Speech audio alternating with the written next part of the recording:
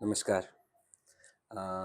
આધુનિક વિજ્ઞાને આ દુનિયાને સમજવા માટે અદ્ભુત પ્રગતિ કરી છે, પણ આજે હું તમારી સમક્ષ કંઈક એવો વિષય લઈને આવ્યો છું જે બહારની દુનિયાના વિજ્ઞાનને નહીં, પરંતુ આપણી અંદરના બ્રહ્માંડના વિજ્ઞાનને રજૂ કરે છે. મારો વિષય છે the science of perception and the source of consciousness, એટલે કે ઇન્દ્રિય બોધનું વિજ્ઞાન અને ચેતનાનો મૂળ સ્ત્રોત. એ પણ આપણી પ્રાચીન, આપણી ભારતીય, આપણી શાસ્ત્રોક્ત સંહિતાનો ભાગ એટલે કેન ઉપનિષદના સંદર્ભથી. ભારતના આ શાસ્ત્ર એટલું અદ્ભુત છે કે તેની શું હું વાત કરું. આજના આ વિડીયોમાં હું માત્ર કોઈ થિયરી કે પુસ્તકીય વાતો કરવા નથી આવ્યો, પણ મેં આ વિષયને આધાર બનાવીને એક નવો મૌલિક પ્રયોગ, એક નવું ઇનોવેશન ડિઝાઇન કર્યું છે, જે આજના સમયમાં આપણા માઇન્ડ મેનેજમેન્ટ માટે એક ક્રાંતિકારી વિચાર સાબિત થઈ શકે છે. સૌપ્રથમ સમસ્યા સમજીએ. સમસ્યા શું છે? આધુનિક ન્યુરોસાયન્સ આપણને બરોબર રીતે સમજાવે છે કે આપણે જોઈ કઈ રીતે શકીએ છીએ, સાંભળી કઈ રીતે શકીએ છીએ. પ્રકાશ આંખની રેટિના ઉપર પડે અને આંખના ન્યુરોન્સ રહ્યા સિગ્નલ મગજ સુધી પહોંચાડે અને આપણે દ્રશ્ય દેખાય. આ યાંત્રિક પ્રક્રિયા થઈ. પણ વિજ્ઞાન આજે પણ એક પ્રશ્ન પણ અટકી જાય છે. The hard problem of consciousness કહેવાય છે તેને. એ પ્રશ્ન છે કે મગજમાં ચાલતા આ ઇલેક્ટ્રોનિક સિગ્નલ્સ અનુભવે છે કોણ? અંદર બેઠેલો એ જોનાર કોણ છે? એ સાક્ષી કોણ છે? આ જ પ્રશ્ન હજારો વર્ષો પહેલા કેન ઉપનિષદના ઋષિએ પૂછ્યો હતો. ઉપનિષદનો પ્રથમ શ્લોક જ છે કે નેશિતમ પ્રતતિ પ્રેષિતમ મનઃ કેન પ્રાણ પ્રમથ પ્રેતિયુક્ત. એટલે કે કોની પ્રેરણાથી આ મન પોતાના વિષયો તરફ દોડે છે? આ આંખો કોની શક્તિથી જુએ છે અને આ કાન કોની શક્તિથી સાંભળે છે? ઉપનિષદ જવાબ આપે છે કે આંખની પણ આંખ છે, કાનનો પણ કાન છે, તે શુદ્ધ ચેતના છે.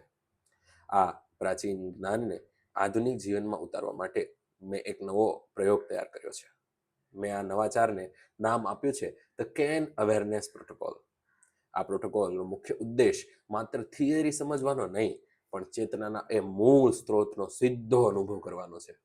આજના સમયમાં આપણું મન મોબાઈલ, નોટિફિકેશન, સોશિયલ મીડિયાના ઘોંઘાટથી થાકી ગયું છે.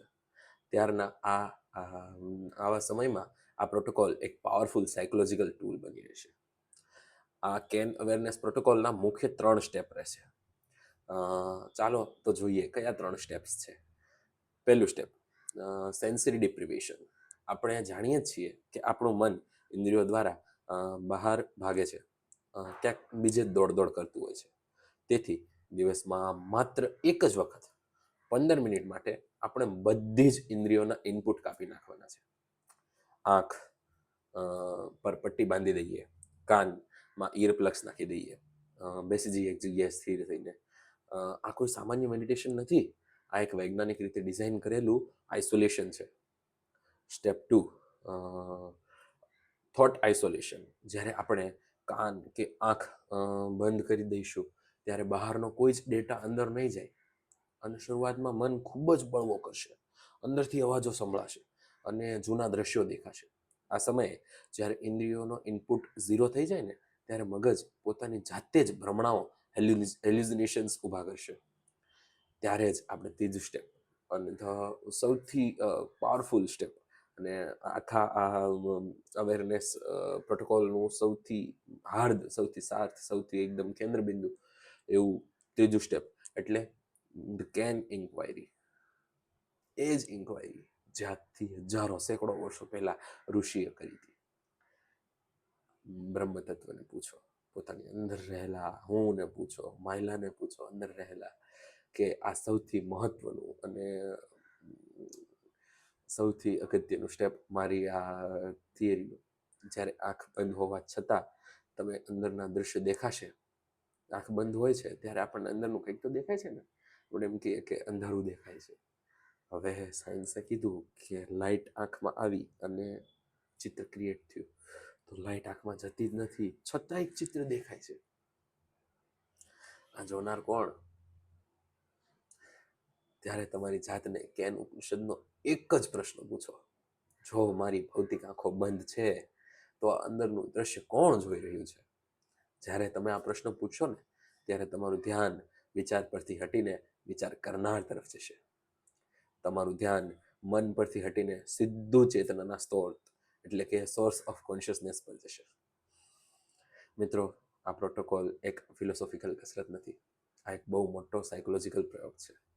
જ્યારે કોઈ વ્યક્તિ સતત 7 થી 21 દિવસ સુધી આ કેર અવેરનેસ પ્રોટોકોલનો પ્રયોગ કરશે ને ત્યારે તેના મગજની ન્યુરલ પેટર્ન જબરદસ્ત રીતે ફેરવાઈ જશે.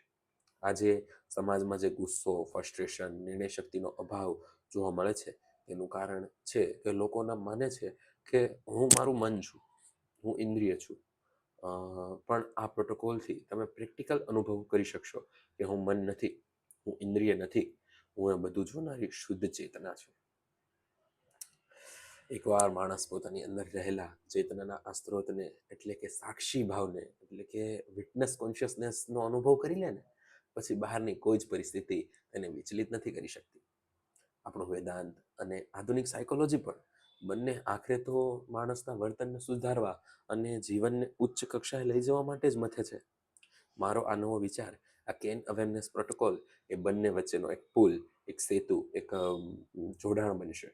તે માત્ર ઉપનિષદોને લેબમાં નથી લાવતો, પણ તે લેબના પરિણામોને સીધા માણસના રોજિંદા જીવનમાં અને લાઈફ મેનેજમેન્ટમાં એટલે કે જીવન પ્રબંધનમાં ઉતારે છે. જો આપણે આ પ્રયોગ શૈક્ષણિક સંસ્થા કે માઇન્ડ મેનેજમેન્ટ વર્કશોપમાં લાગુ કરીએ ને તો વિદ્યાર્થીઓ અને પ્રોફેશનલ્સના ફોકસ અને ઇમોશનલ ઇન્ટેલિજન્સ પર ક્રાંતિકારી બદલાવ લાવી શકાય. કેન ઉપનિષદ માત્ર વાંચવા માટે નથી, એ જીવન જીવવા માટેનું વિજ્ઞાન છે. અને મને વિશ્વાસ છે કે મારો આ પ્રયોગ એ દિશામાં એક સાર્થક નવું પગલું સાબિત થશે. તમારું જીવન આ કેન અવેરનેસ પ્રોટોકોલથી સારામાં સારું બને, તમને તમારો હું અંદર જોનાર સાક્ષીનો અનુભવ થાય, એવી ભગવાનને પ્રાર્થના સાથે આજનો વિડીયો અહીં પૂરો